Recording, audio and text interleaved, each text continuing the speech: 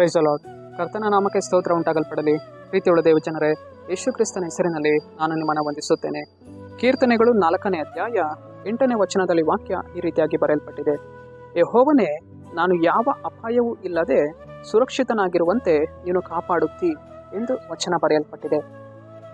ಅಂದರೆ ಪ್ರೀತಿಯುಳ್ಳ ದೇವಜನರೇ, ನಮ್ಮ ಕರ್ತನು ನಮಗೆ ಯಾವ ವಿಧವಾದ ಅಪಾಯವೂ ಆಗದಂತೆ ಕಾಪಾಡುವವನು ಆತನಾಗಿದ್ದಾನೆ. ಸುರಕ್ಷಿತವಾಗಿ ನಮ್ಮನ್ನು ನಡೆಸುವವನು ಆತನಾಗಿದ್ದಾನೆ. ಪ್ರೀತಿಯುಳ್ಳ ದೇವಜನರೇ, ಆತನು ನಮ್ಮನ್ನು ತನ್ನ ಕೈಗಳಲ್ಲಿ ಇಟ್ಟುಕೊಂಡು ನಡೆಸುವವನಾಗಿದ್ದಾನೆ.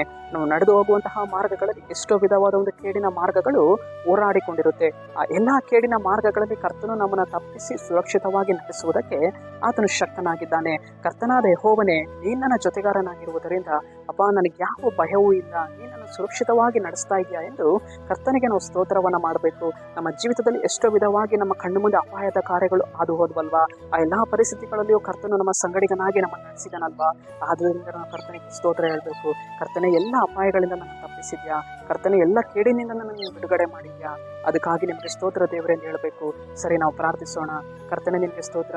ಈ ಮುಂಜಾನೆ ವೇಳೆಯಲ್ಲಿ ಕರ್ತನೆ, ಈ ವಾಕ್ಯ ಭಾಗ ಸಂದೇಶವನ್ನು ನೋಡ್ತಾ ಇರುವ ಜನಗಳನ್ನು ಸಂಧಿಸು. ನಿನ್ನ ಜನರ ಜೀವಿತದಲ್ಲಿ ದೇವರೇ, ನೀನು ಅವರನ್ನು ಸುರಕ್ಷಿತವಾಗಿ ನಡೆಸುವುದಕ್ಕಾಗಿ ಸ್ತೋತ್ರ. ಎಲ್ಲ ಕೇಡಿನಿಂದ ತಪ್ಪಿಸುವುದಕ್ಕಾಗಿ ಸ್ತೋತ್ರ.